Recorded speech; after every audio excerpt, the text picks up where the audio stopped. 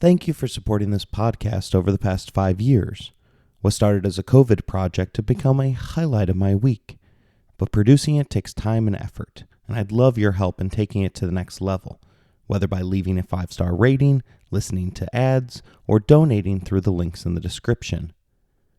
For this season's final series, I'm trying something new by bringing in another voice to complement the research and writing.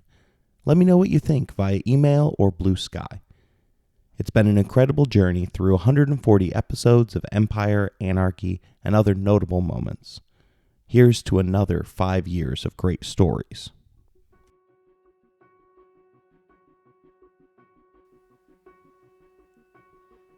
Although I am a strong believer in the institution of marriage, I can confirm it isn't for everyone. The Atlantic once asked its readers to select the worst marriage in history. Henry VIII won the popular vote in a landslide. The Broadway hit musical VI details each of his failed attempts at marriage, cementing Henry as history's hopeless husband, with the catchy reminder that "till death do you part" is a revelatory statement for those of us who may be seeking a new partner.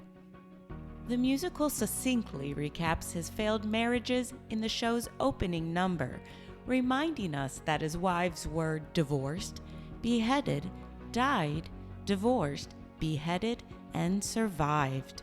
The teaching of history often reduces its figures to mere caricatures. Henry's oversized presence at the beginning of Elizabeth's story is designed to relay two key pieces of information. First, his obsession with the male heir resulted in England reluctantly joining the ranks of the Protestant Reformation rebels. And secondly, that his patriarchal obsession paid off, as his firstborn daughter would go down as one of England's worst ever queens, while his second-born daughter would remain 500 years later as his nation's greatest queen. In fact, many historians consider Elizabeth to be the greatest monarch to have ever sat upon the British throne, regardless of gender. Elizabeth's story is unlike any other in history.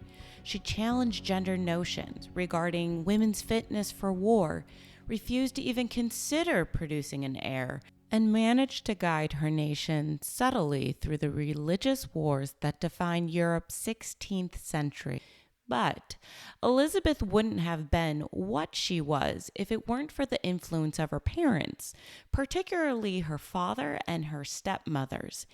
In order to avoid oversimplifying the challenge that came with being the daughter of King Henry, I've decided to focus the first 3 episodes in this series by talking extensively about her vindictive, self-obsessed father, as well as Anne Boleyn, the mother that she never knew, and her numerous wicked stepmoms.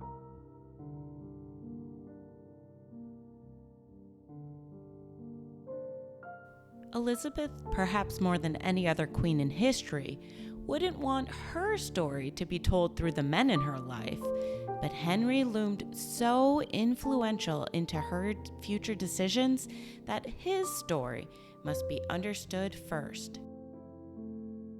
You're listening to Empires, Anarchy, and Other Notable Moments, a podcast designed for the deep dives that assist in the teaching of history. This series is about England's greatest monarch, Elizabeth I. Episode number 1, The World's Worst Father.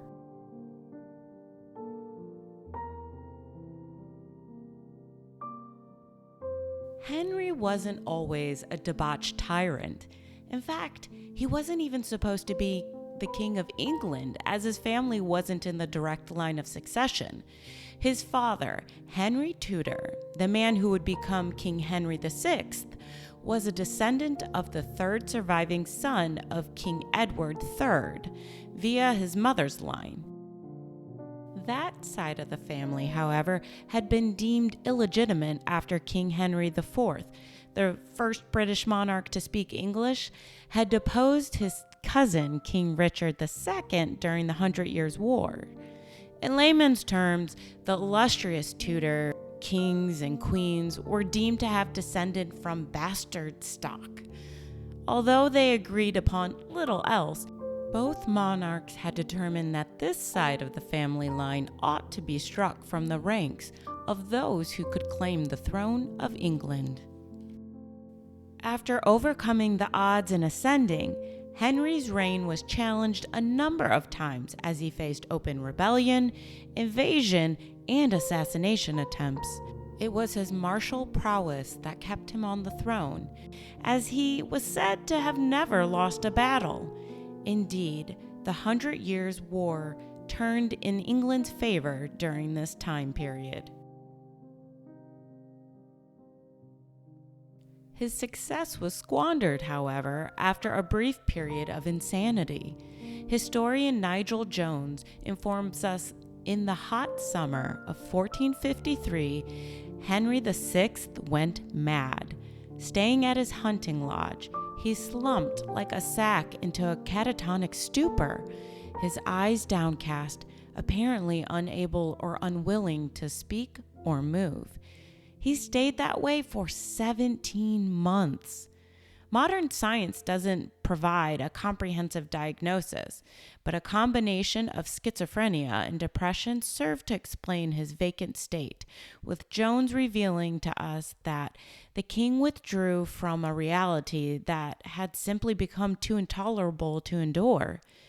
His inability to govern set off the War of the Roses, a period which is perhaps the most turbulent time in the Isles' long history.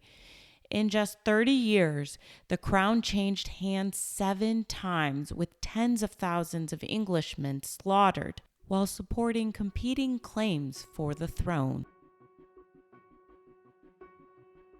Rival sides of the Plantagenet family, each supporting a crest spotted with a rose, battled for supremacy in the shadows. Each faction claimed to represent the catatonic king's true interests, but Henry himself had long since revealed that he was incapable of healing the wounds of the nation. The king emerged from his prolonged vegetative state in 1454, only to discover that his wife had miraculously birthed a son during the 17 months in which he had been incapacitated. Rather than facing up to the reality of the situation, the king merely proclaimed that the true father must have been the Holy Ghost. Surely it wasn't the Duke of Somerset, as the rumor suggested. If he had believed that, then there is no chance that he would have installed that said duke into the position of power, summarily dismissing his top rival, the Duke of York, an act which once again plunged the nation into open warfare. Henry VII, the son of Margaret, of the illegitimate side of the Tudor family, was victorious at the infamous Battle of Bosworth Field over Richard III. He then married a daughter of the rival House of York, a young lady named Elizabeth, in order to unite the Yorkists and the Lancastrian claims to the throne, installing himself as ruler after the king and his sons passed away. Even then, however, Henry VIII's future wasn't certain. He was the second surviving son of Henry and Elizabeth. Arthur, a boy who was christened at Winchester Cathedral, the location where the mythical King Arthur supposedly sat with his knights of the Round Table, was groomed for the throne of England. Henry's elder brother Arthur was even provided with the perfect wife, Catherine of Aragon, a woman whose hand would unite England and Spain, 2 of the most powerful kingdoms in Europe. Such an alliance was deemed essential to the political survival of the Tudors, as Henry's father had staked his legitimacy to success on the battlefield. There were at least 6 living male Plantagenets who had better familiar claim to the throne than Henry VII. 3 years after his victory at Bosworth, he turned to King Ferdinand and Queen Isabella of Spain to cement an alliance. Historian Alison Weir tells us that Ferdinand and Isabella represented everything that seemed desirable to Henry VIII. They were descendants of ancient monarchies. Their position was strong, and the reputation glorious. If they could be persuaded to agree to the marriage alliance between Prince Arthur and one of their 4 daughters, then the Tudor destiny would be far more secure. The benefits were harder to see for the Spaniards, as it would have been a huge risk to link their illustrious family to a line derived of bastard stock, which had just been established a loose hold upon the notoriously unstable English throne. But the King and Queen of Spain desperately needed an ally against France, and thus promised the hand of Catherine, one of their Infanta princesses, in order to secure English military reinforcements on their side of the Channel. The Treaty of Medina del Campo was signed in 1489. 200,000 crowns, the equivalent of £5 million, exchanged hands, and Catherine, a 3-year-old baby, became engaged to Arthur, the 3-year-old destined to be the next king of the Britons. Ferdinand and Isabella are recognized as 2 of the most successful monarchs in European history. They had joined their small kingdoms together in order to reconquer Spain from the Moors in the name of Catholicism. Their foresight in establishing the Spanish Inquisition shielded Spain from the religious wars that would consume their peer nations. Their willingness to risk a tiny portion of the state funds to fuel the voyage of Christopher Columbus resulted in the largest transfer of wealth in human history. Their luck ran out, however, when it came to their children's marriages. Their eldest daughter's husband was killed in a riding accident 7 months after marriage. Denying her request to retreat to a nunnery, King Ferdinand forced her to marry Alfonso's cousin, King Manuel I. She would pass away within a year of giving birth to her husband's son, a child that only survived 2 years longer than its mother. Another daughter, Juana, married the Holy Roman Emperor. Her moniker, Juana the Mad, had 2 distinct meanings. First, it encapsulated the legendary rages that she flew into upon discovering her husband's many indiscretions with mistresses. Secondly, she went full tilt bat bleep crazy upon his death, opening the casket in order to lie and embrace with him during the more than 600-kilometer trip to his burial site. She never fully recovered her mental faculties. Catherine's own marriage wouldn't fare much better than her siblings.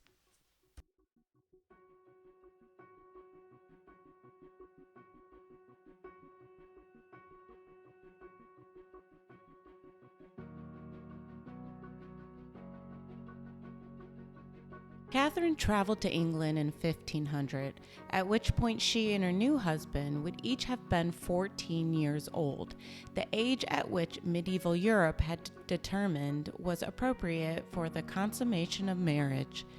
She would have spent her formative years in Spain learning all of the tricks needed to become the future Queen of England.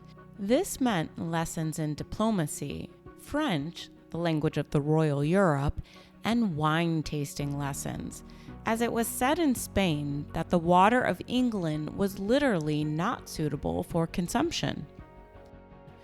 Before she was allowed to travel, her father demanded that his counterpart execute the 24-year-old Earl of Warwick, a captive in the formidable Tower of London for more than a decade. His was the most plausible claim of legitimacy, and thus was deemed to be the greatest threat to Catherine's eventual succession to the throne. Although Catherine had nothing to do with it, Weir writes that not for nothing would she one day say that her marriage had been made in blood, nor would she ever cease to feel the irrational sense of responsibility for the young earl's death.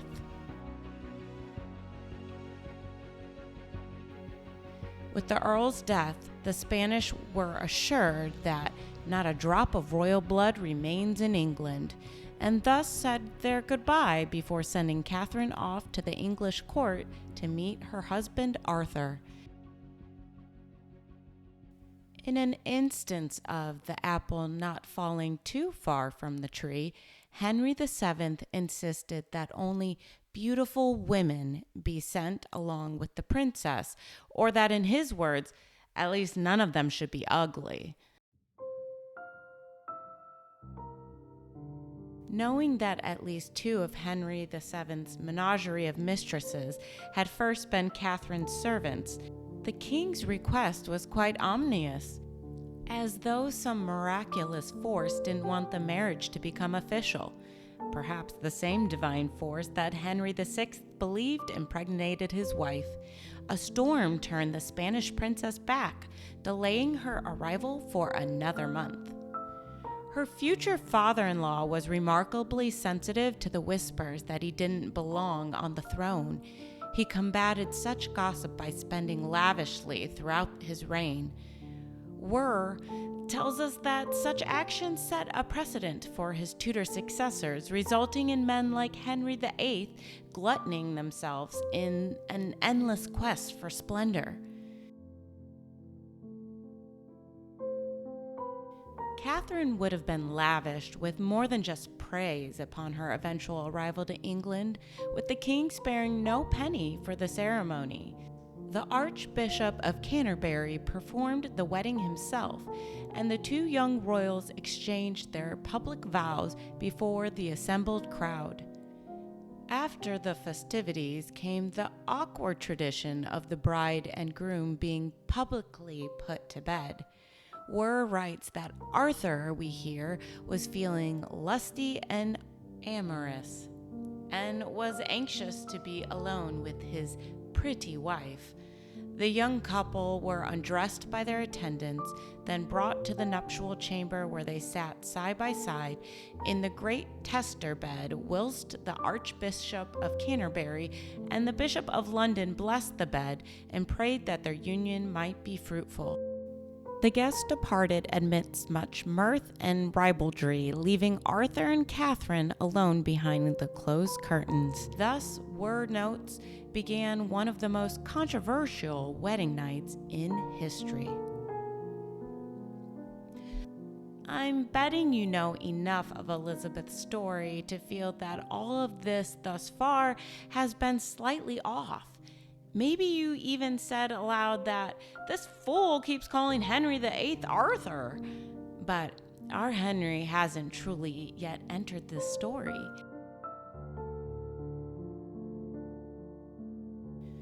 Arthur was truly his older brother and said vows of matrimony to Catherine, the woman who would later become Henry's own wife.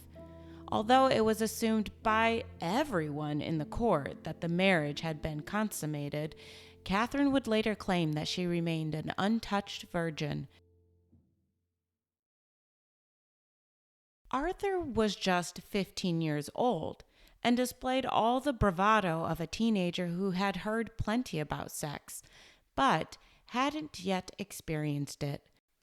The morning after the wedding, he did the equivalent of the 16th century high five to everyone he ran into, loudly proclaiming to all of them that, although he had not set foot out of England, he had been in Spain. Before you send in your complaints, keep in mind that this is Arthur's historically bad joke, not mine.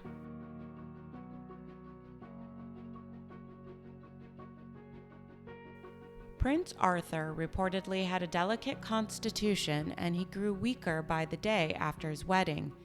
His repeated boasts led the court to believe that his sickness was related to him overexerting himself in the bedroom. Things grew worse, however, as he and his wife both caught an illness, a virus that was described by the chroniclers as a malign vapor which proceeded from the air. The princess made a quick recovery, but Arthur passed away a month after contracting the illness.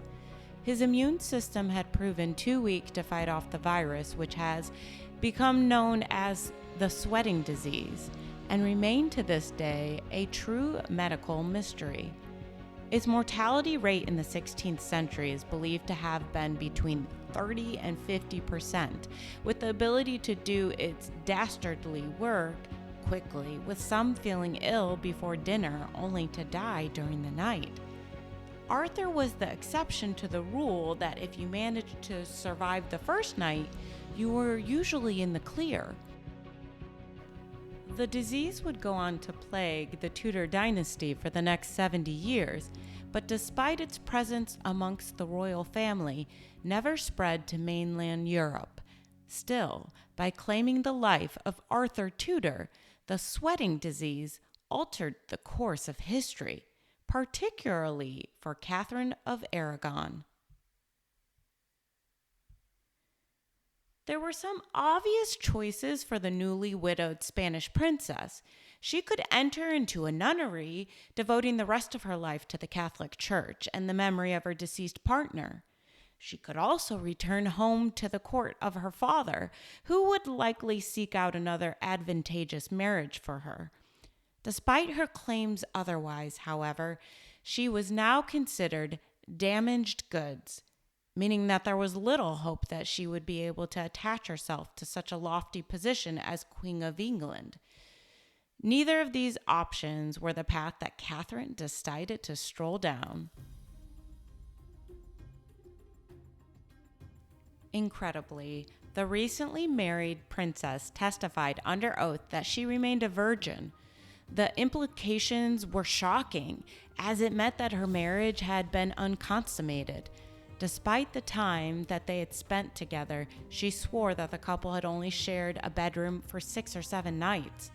The website Royal History Geeks provides us with 5 reasons why they believe her claims to the virginal white. The first of which stems from the fact that Catherine refused to ever withdraw her testimony. Religion was a serious matter during this time period. Women like Catherine were raised to unequivocally believe that unconfessed major sins would lead to an eternal life of suffering. Even on her deathbed, she maintained her innocence. Although Henry VIII would later express doubts about her testimony, she publicly challenged him, stating that he, more than anyone else, knew the truth of the matter. Considering that Harry was quite the philanderer, he likely knew the difference that came in taking someone's virginity. Thirdly, a Spanish aide testified 30 years later in Spanish court that Arthur had been sickly at the time of his wedding. The testimony implied that he was far too weak to undertake the deed, which would make his marriage official. His fragility also provides an explanation for why the sweating sickness claimed his life but spared his wife.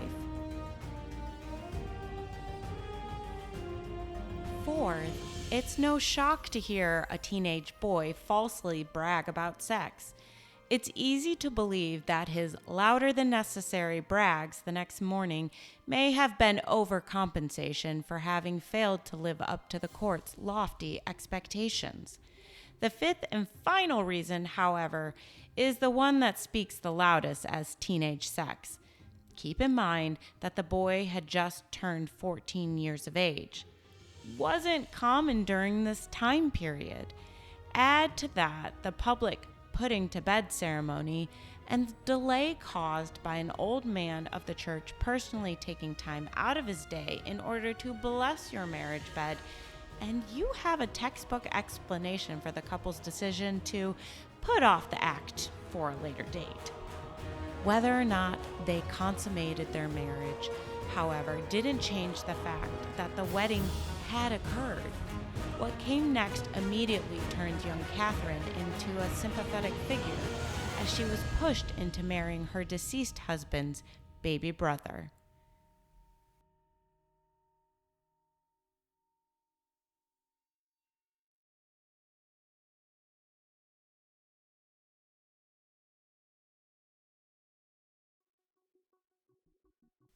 Geopolitical considerations played a central role in the decision for Catherine to marry Henry.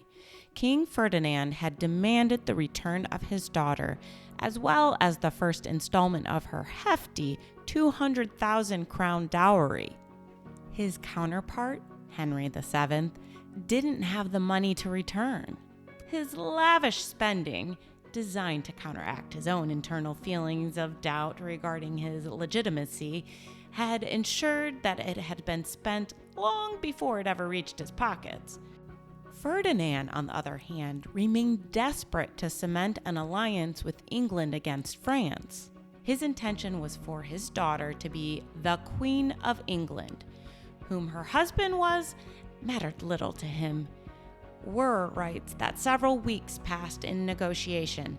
Naturally, no one saw fit to consult the two people most closely concerned.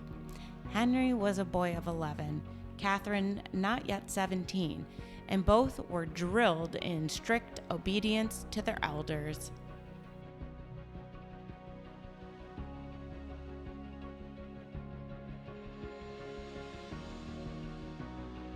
The prospect of being engaged to a mere child cannot have been welcome to the princess, deferring as it did her prospects of motherhood. Yet, she had been told that her destiny was to be Queen of England, and that she very much wished to be. A delicate dance began with Catherine having to look her father-in-law in the eye and swear to him that she had not been intimate with his son. From there, the families consulted the church. The Bible teaches us that it is an unclean thing to take his brother's wife as his own. The book of Leviticus was crystal clear on this matter. Chapter 20, verse 21 states, "And if a man shall take his brother's wife, it is an unclean thing. He hath uncovered his brother's nakedness. They shall be childless." This third book of the Old Testament was generally used to instruct the early priesthood of the temple. When the Bishop of London was consulted, he flat out told the king that such a request was unlawful. King Ferdinand, however, had established serious connections with the Vatican. After all, it was he and Isabella who had delivered Spain back into the welcoming arms of the Catholic Church. Such a feat hadn't been foreordained, as the Islamic Moors had successfully governed the Iberian Peninsula for more than 800 years. The king had used quite a bit of his political capital to establish the Spanish Inquisition, which, unlike all other Catholic inquisitions, was beholden to the monarchs of Spain and not the Pope. He had just enough capital available to convince God's representatives on earth to grant a special dispensation. After serious negotiations, Pope Julius II revealed that he wasn't sure whether or not he was competent to grant such a request, as the Bible was conflicted on the matter. While Leviticus forbade such an action, Deuteronomy chapter 25 verse 1 states, "If brothers are living together and one of them dies without a son, his widow must not marry outside the family. Her husband's brother shall take her and marry her and fulfill the duty of a brother-in-law to her." Ferdinand, a man accustomed to getting what he wanted, pushed hard for the bull of dispensation, which was finally released in the waning days of 1503. Its issuance allowed the Spanish monarchs to breathe a sigh of relief, as Henry VII, impatient with the delay and stubbornly unwilling to pay back Catherine's dowry, had floated the idea that he would be the one to wed their daughter, as his wife had recently passed away after giving birth to their 8th child.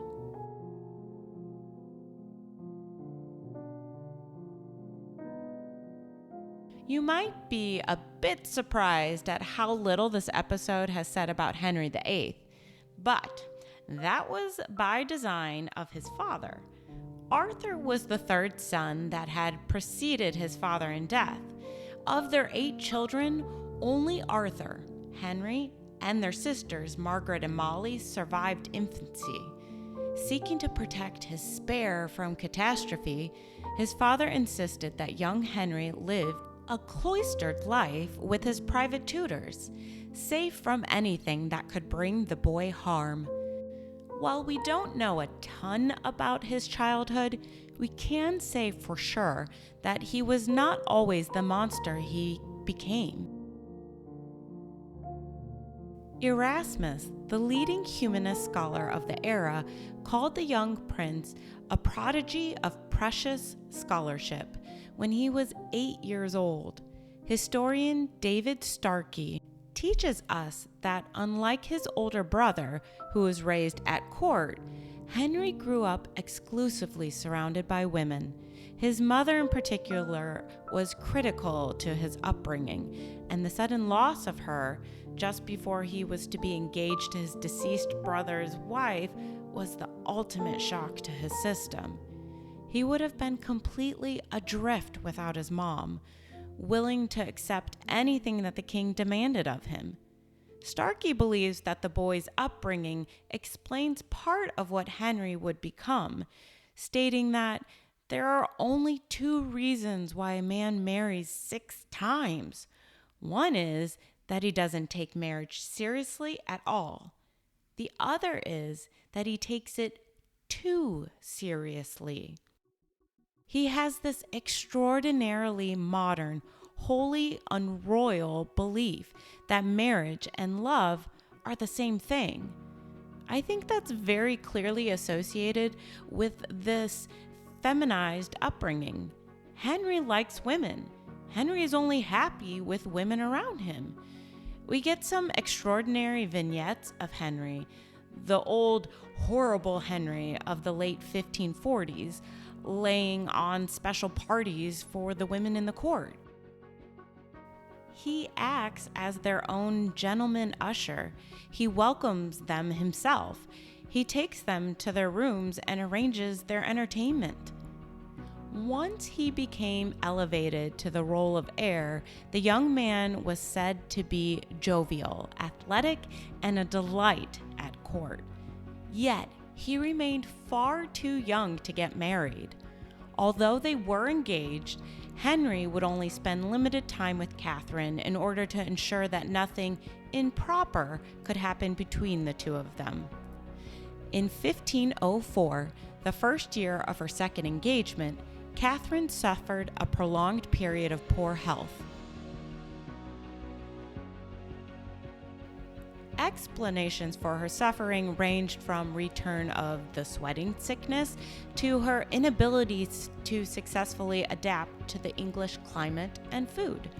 She grew so pale during these bouts of illness that it was feared that she would die.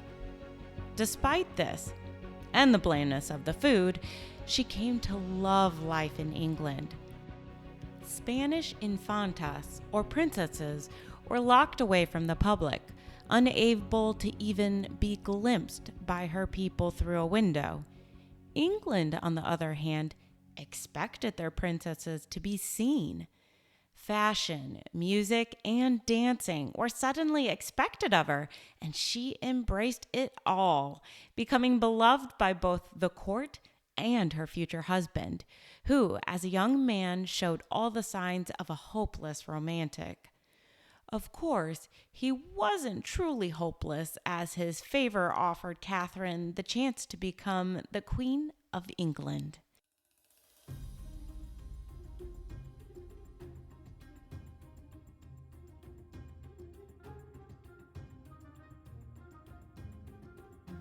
Her exquisite charm failed to work on her future father-in-law, however.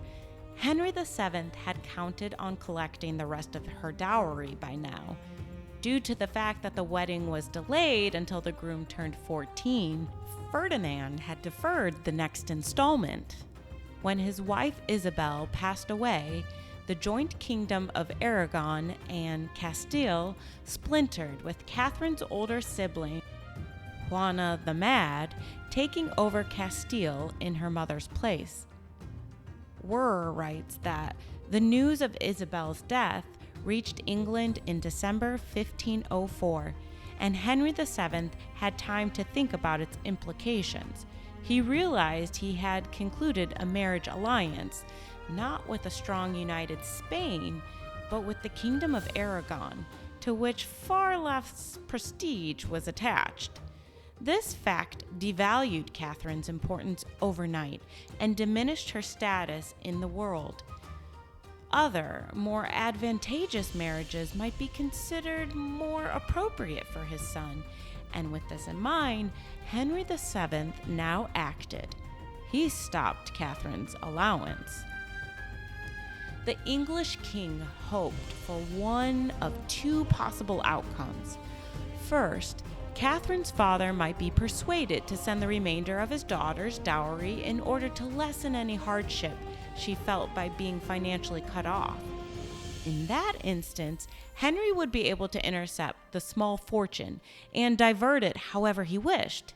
Secondly, Catherine just might become fed up with waiting around as her clothes literally deteriorated. In that instance, she might just walk away, breaking the terms of the engagement, opening up the door for a better offer for his heir's hand in marriage. The king didn't expect Catherine to stubbornly resist his actions by merely tightening her belt. It got so bad that her maids went without pay. The fact that they remained steadfastly loyal to the princess suggests she treated them with honor and respect. Her wardrobe soon became shabby as she was unable to afford to replace her dresses. Despite everything falling apart around her, she refused to ask her future father-in-law for financial assistance. Likewise, she grew confused when Prince Henry stopped paying attention to her. Unbeknownst to her, the boy had been ordered by his father to maintain his distance. She began to question the suffering that she was putting herself through on June 28, 1505. That was the day that Prince Henry turned 14, and by the terms of the treaty, ought to wed Catherine. Henry VII, however, had decided to delay the marriage in hopes that secret negotiations with the new Spanish king and queen of Castile would secure a better match. Catherine misunderstood all of this and began to assume that the fault for the delays was her father's failure to deliver the second portion of her dowry. She dutifully requested in December that she be allowed to send back the jewels and plate in her possession in return for the gold that could be used to complete the contract. Her father agreed, and she happily informed Henry VII of the solution, but was dismayed 4 months later at the gold's failure to arrive. Ferdinand was likewise having doubts about the steadfastness of the English, or if they even needed to counterbalance against the French. Misreading the delay as proof that he was being purposefully misled by the Spaniards, the King of England took out his fury upon young Catherine while openly searching for a new solution via Austria's royal family. It took 4 years of torturous negotiations to bring an end to the young lady's humiliation as she languished within the English court, a foreigner without a purpose. Privilege shielded her from the worst, but although her suffering was different from that of non-nobility, it was very real to her. For instance, rather than going hungry, she was forced to purchase the previous day's fish at the market. She was unable to provide dowries for the women in her inner circle. The job of the young handmaiden was a trade-off for women who expected to be able to charm a young aristocrat. A suitable dowry from their lady would seal the deal, elevating themselves into nobility. Her inability to provide such avenues resulted in her attendants growing to resent her. Catherine could only afford to purchase one new outfit over a 17-month period. Her dresses grew so tattered that she wrote to her father that she felt nearly naked while at court. Her father, however, believed in teaching her the harsh lesson that she couldn't always rely upon others for help. He sympathized with her, but offered no meaningful assistance. Because he needed the English more than they needed the Spanish, he sacrificed his daughter to the whims of Henry VII. The constant stress of her situation resulted a succession of illnesses between 1502 and 1507. Sensing the depth of her suffering, the king relented during the second half of 1506, authorizing his son to spend more time with her. Word tells us that when they were together during the late summer and autumn, a bond of affection began to develop between them, and the gap between their ages seemed to narrow. The king, realizing what was happening, deemed it prudent to separate them, but the damage had been done. Fed a steady diet of stories steeped in chivalric love, Prince Henry quickly became smitten with his fiancée.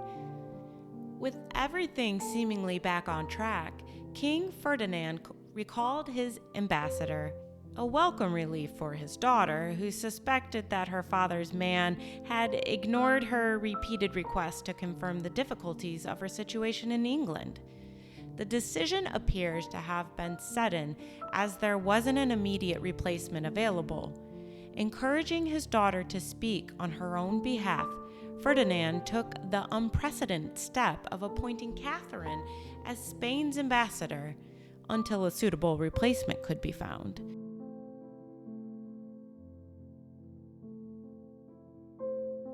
The King of England scoffed at the notion, and his court, full of men who believed in the natural inferiority of women, imagined that they would be able to take advantage of the princess's naivety.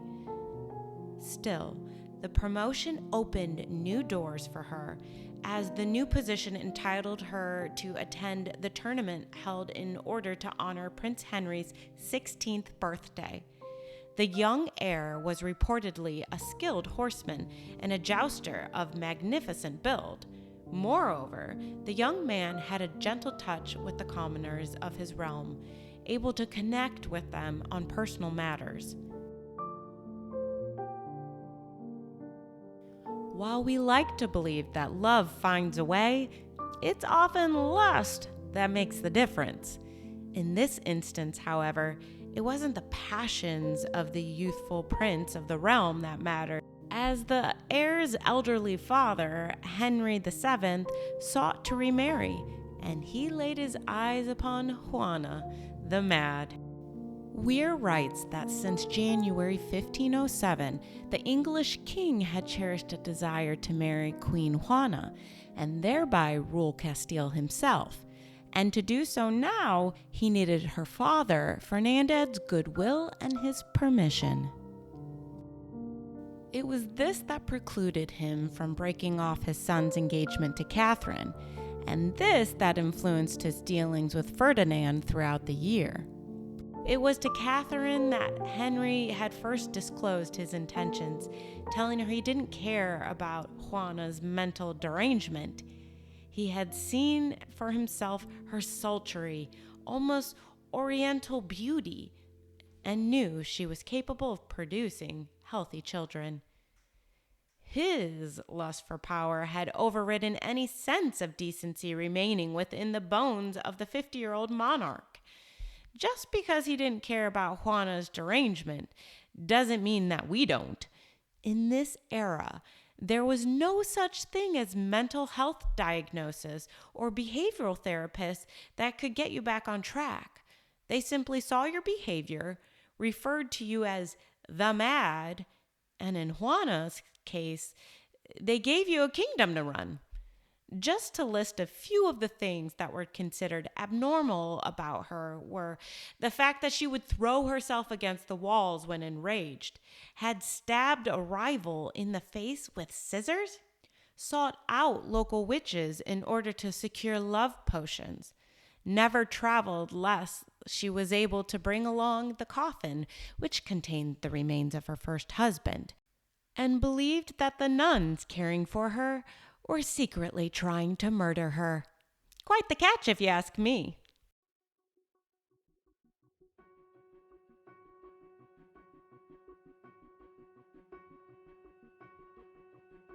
King Ferdinand dangled his second daughter's hand in order to ensure that Catherine received what she had been promised. While the second courtship was happening, he finally sent some money to her in order to alleviate her poverty. It was enough to clear her credit as well as purchase a couple of new outfits. The cat and mouse game between the Tudors and the Spaniards continued for more than a year, until Ferdinand sought to end it by informing the King of England that Juana was fully and completely deranged, a claim that we know to be true, but that Henry steadfastly refused to believe, or perhaps he simply didn't care. It was amongst these talks that Ferdinand finally became aware of the secret negotiations happening behind his back with the Austrians. The King of Spain promptly threatened war as relations broke down.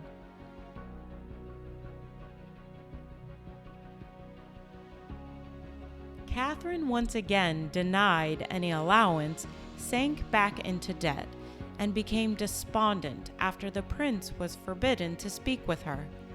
Were writes that when it became obvious in April 1509 that Henry was dying, Catherine's fortunes were at a low ebb.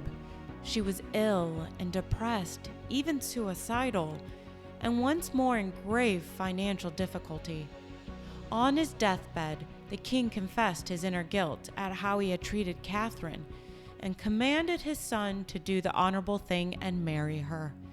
Although both would later regret the decision, the young prince was overjoyed to comply with the order. Suddenly, Weir notes, Catherine found herself treated with a new and gratifying deference by courtiers. It was, of course, a matter of absolute necessity that the king marry and get himself an heir as soon as possible. There were still living some members of the House of York who thought they had better claim to the throne than he, and the specter of civil war still loomed large. The possibility of the war with France, England's hereditary enemy, made an alliance with Spain all the more desirable. King Ferdinand was urging him to marry Catherine without delay, and was promising him all the advantages which were denied to his father, on the sole condition that the marriage is immediately consummated. But briefly, Henry VIII hesitated, wondering whether he would commit a sin by marrying the widow of his deceased brother. She was also 23 years old in an era where the average age of death was 30, and when most women married at the age of 14 and gave birth at 15. In the end, he followed his heart and in 1509 entered her chambers to declare his love for her as well as reinstate his intention to marry her. The 6 dreadful years of waiting instantly melted away, and she quickly fell in love with her young prince. They married privately before his coronation, so she would be able to share the occasion with him as his lawfully wedded queen. Were informs us that although their wedding was a private affair, there was never any doubt that Catherine's second marriage was ardently consummated that night.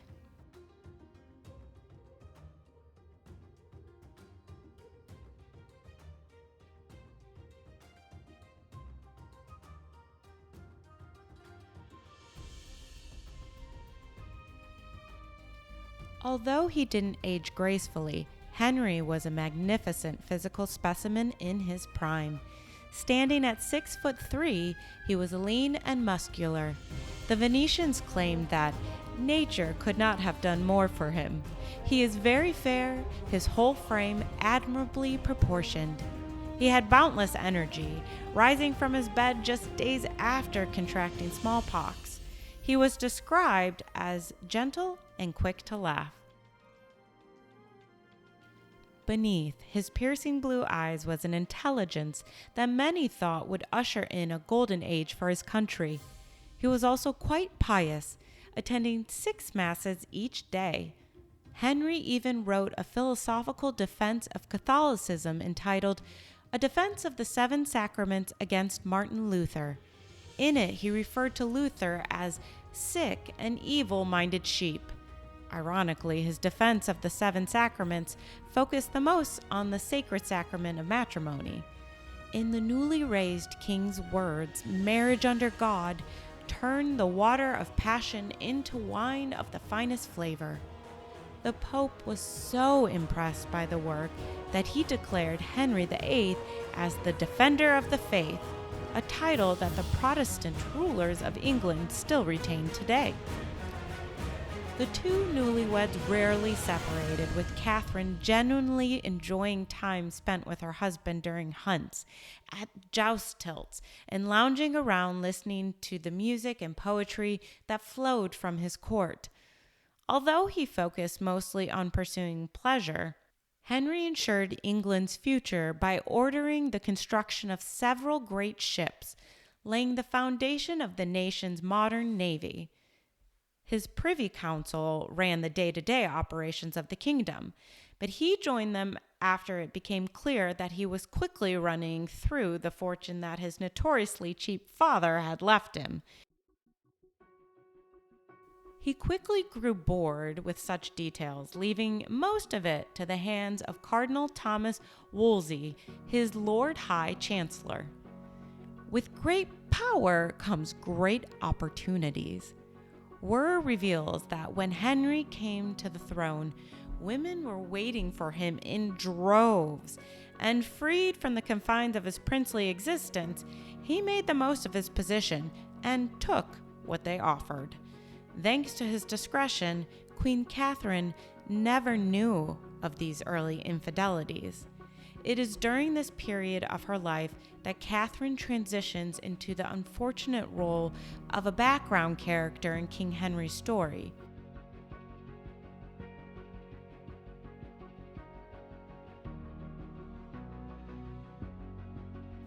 Word notes that as queen, Catherine was more often than not an observer rather than a participant. Even her sex life was surrounded by ritual. Traditionally, kings and queens had separate apartments in the royal palace. If the king wished to sleep with his wife at night, a matter of public interest, since the succession must be assured, he went in procession, escorted to her chamber door by members of his guard and gentlemen of his privy chamber.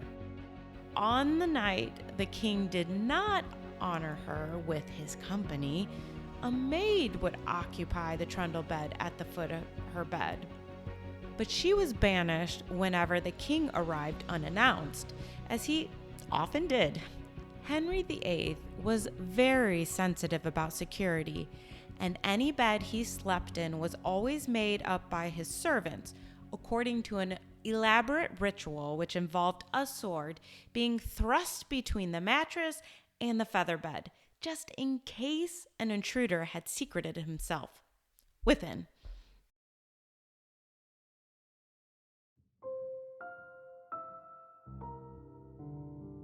Her own immense popularity as queen blinded her to some of the outward signs that her life wasn't the fairy tale that she had come to believe.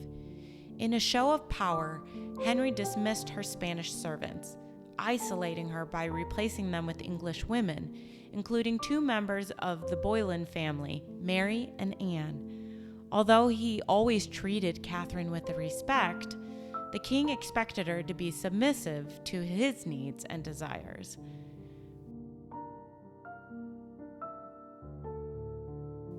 Raised as an infanta, she had been prepared to accept this as her fate, acknowledging that her foremost purpose in life was to provide the king with an heir to the throne.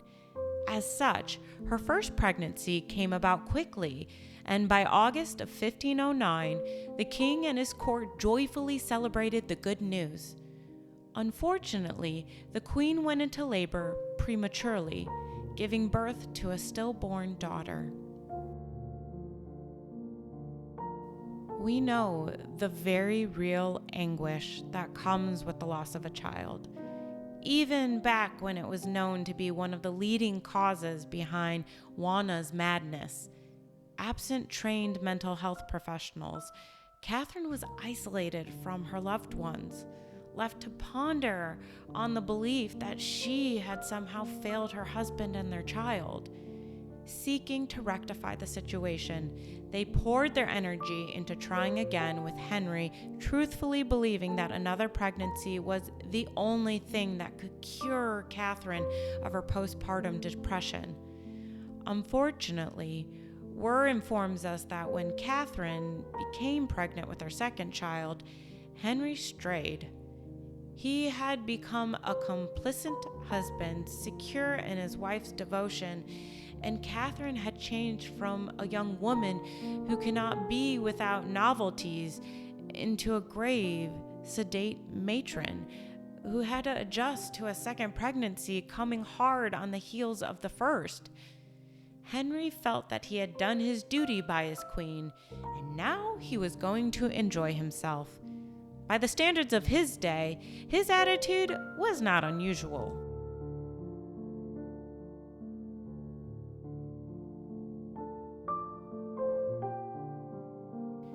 The king tended to stray with just one mistress at a time, remaining with them for months, if not years. His first known courtesan was banished to a nunnery after her infidelities with the king became known by her husband. After the revelation deprived him of his fun, Henry lashed out at one of Catherine's closest friends, banishing her from court. The queen, in turn, laced into her husband for his moral failings, with word noting that the honeymoon was undoubtedly over, and Catherine was shattered by the realization. Powerless to stop her husband from taking whatever he wanted, she adopted the attitude of many influential yet powerless women, and merely began to look the other way, pretending that nothing was amiss in her marriage. And if there was, then surely a healthy child would draw her husband's attention back to her.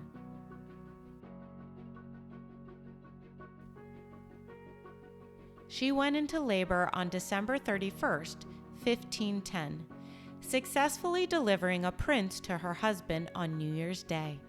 It was the most, without a doubt, joyous start possible to the new year, and King Henry celebrated by distributing free wine throughout the city so that all could share in his bliss. Unfortunately, birth was just one of the immense challenges of having a child in the 16th century.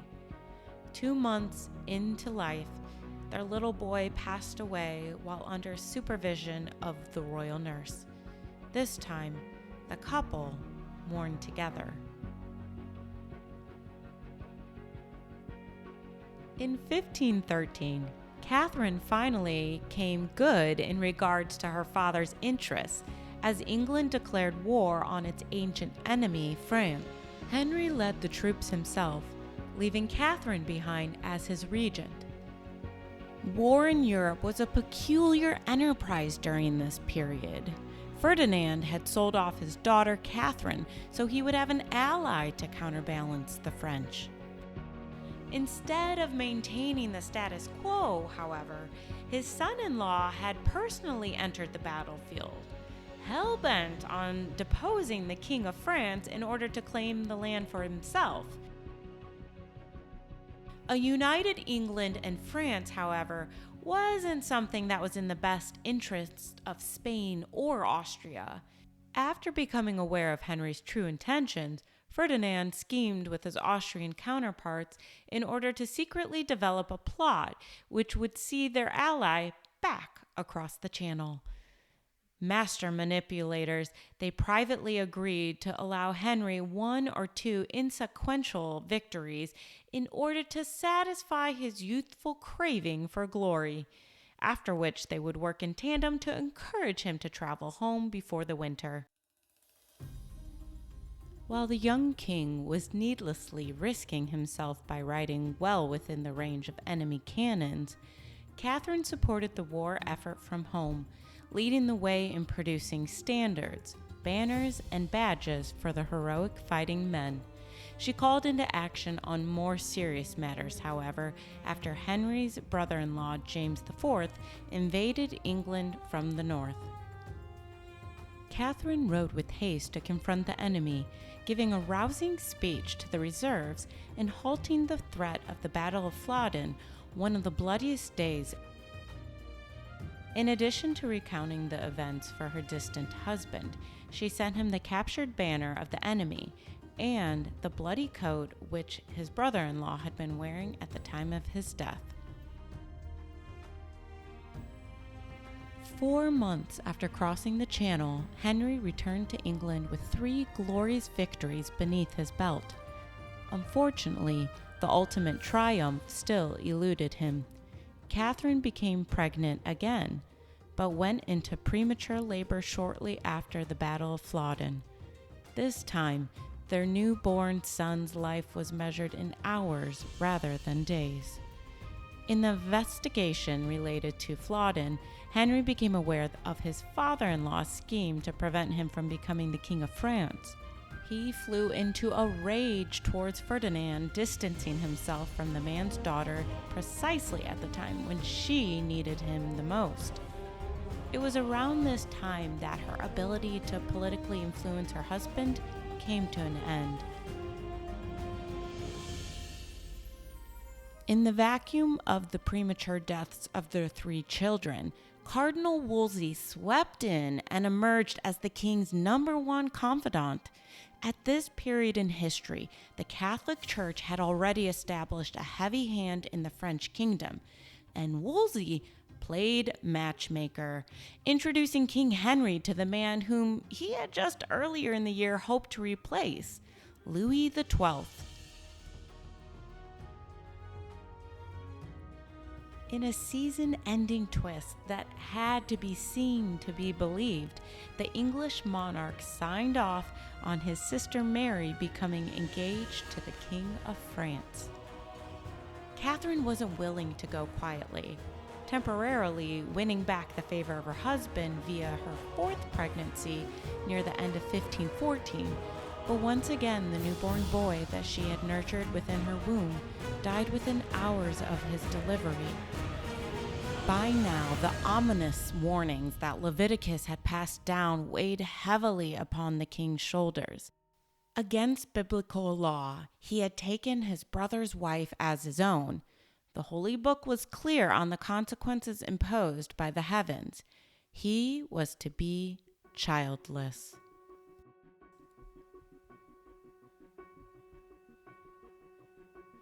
Finally, in the morning hours of February 18, 1516, the Queen gave birth to a healthy daughter named Mary.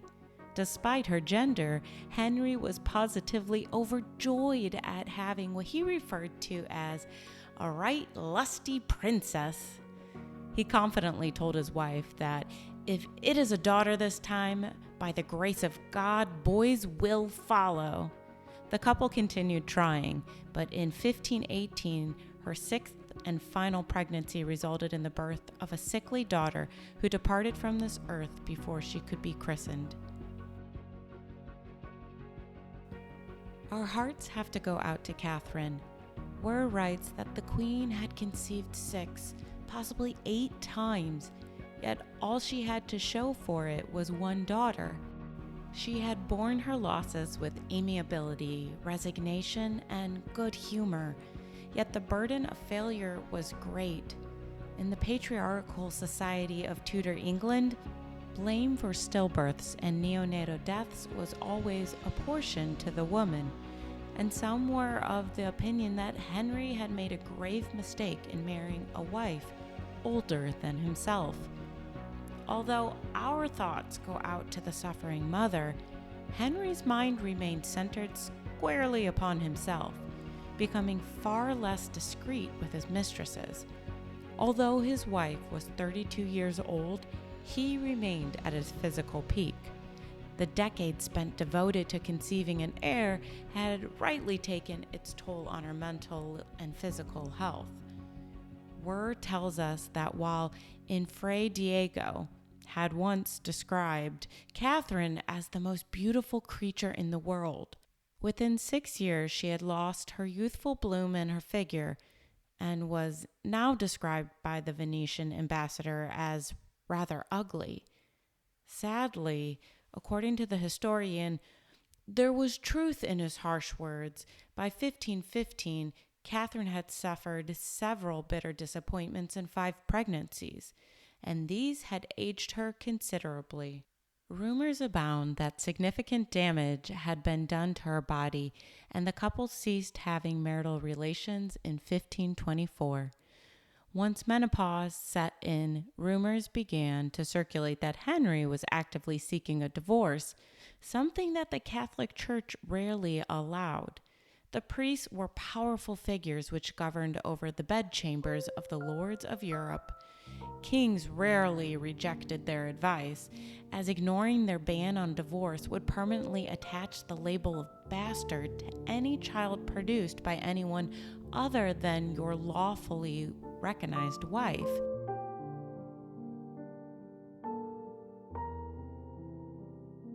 As much as he wanted to move on from his wife, Henry was legitimately terrified that his illegitimate line would lead to the resumption of the costly War of the Roses in the event that the throne passed to a bastard. At the same time, he also feared a rebellion if he were to confer the crown upon the head of his infant daughter Mary. He had at least one bastard son, a boy he bestowed his name on, naming him Henry Fitzroy, which means son of the king. Jealousy filled the English court during this period. Catherine was envious that a mistress would succeed where she hadn't. Henry, on the other hand, became jealous of Francis I, the man who had followed his sister's husband as King of France. He was a Renaissance king, the final patron of Leonardo da Vinci. In Francis, Henry saw a reflection of his youth. Now entering his 30s, the King of England only had a daughter to show for his 2 decades of marriage. Francis's ascension to the French throne brought forth an era of peace among the great European powers. The continent's newfound stability was tested in 1519 when the Austrian Emperor Maximilian died. Charles V, the Spanish nephew of Catherine, took reign of the Holy Roman Empire, ruling such a portion of Europe that hadn't been seen since the days of Charlemagne. Charles' appearance on the scenes increased Catherine's prestige at home, but it wasn't enough to ensure that she remained close to her only surviving child. Whereas the king had given up on his wife, he doted upon his daughter, enjoying seeing her dance for the court. She grew up with a Bible attached to her hand on the belief that light reading might encourage light behavior. Showcasing the religious dogma which would eventually consume her, it had been said that her first words were, "Priest, priest." At one point, mother and daughter were kept physically separated for a year and a half. Mom was also cut out of the process which would determine her daughter's future husband. There were suitors. France and Spain both fought over the honor of naming Mary their queen, despite the disturbing fact that the girl wasn't yet 12. Initially, France was favored, but to the great relief of the queen, Cardinal Wolsey broke the arrangement in order to bestow the promise of Mary's hand to her relative, Charles V. England declared war on France 3 days after the engagement ceremony. The agreement called for Princess Mary to travel to the Spanish court when she turned 12. But, taking a page out of his father's own book, Henry held on to her, claiming that in all the world there wasn't a woman more capable of preparing his daughter to become a Spanish infanta than her mother. More good fortune followed as Spain and England's combined military might managed to capture France's King Francis.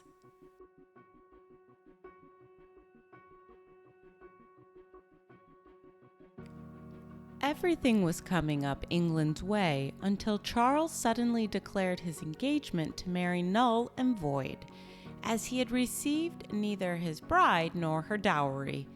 In truth, his eye had caught Isabella of Portugal, one of Catherine's nieces. This woman, however, was richer, more beautiful, and more importantly, of an age to bear children. Although it risked upsetting his English alliance, the Holy Roman Emperor subscribed to the notion that a bird in hand is worth two in the bush.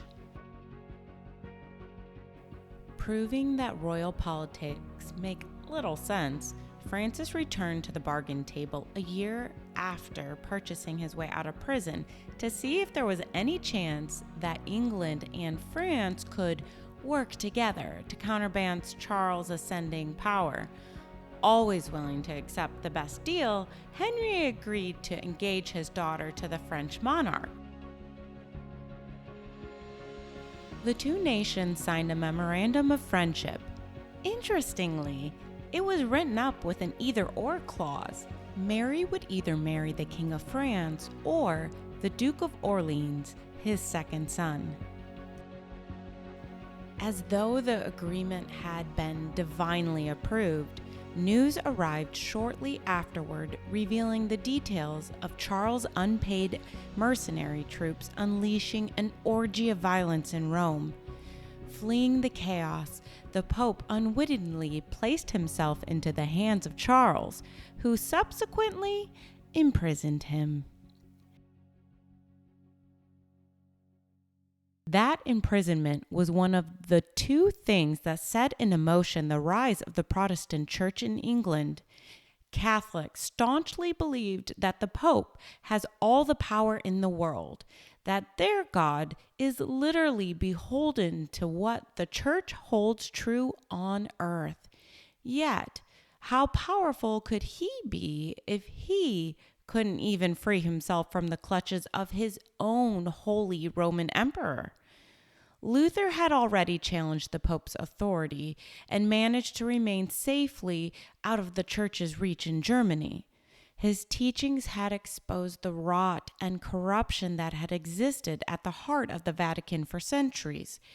It just so happened that the Pope himself stood as the most significant roadblock, preventing Henry from remarrying in order to produce an heir to ensure the stability of his reign.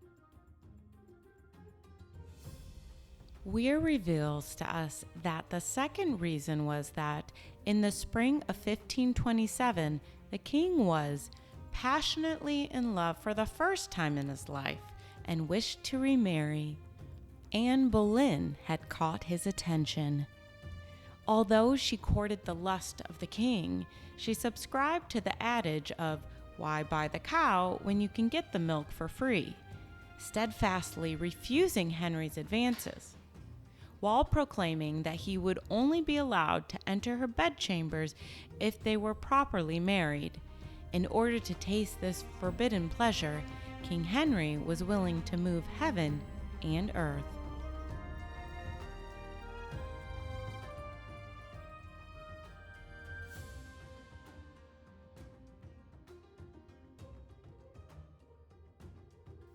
I hope you enjoyed today's episode. If you want to interact with the show, you can email us at resourcesbylowery@gmail.com or contact EmpiresPod on Bluesky. If you would like to financially support the show, please look in the description for more information. As always, thank you for listening, rating the show, and spreading the word.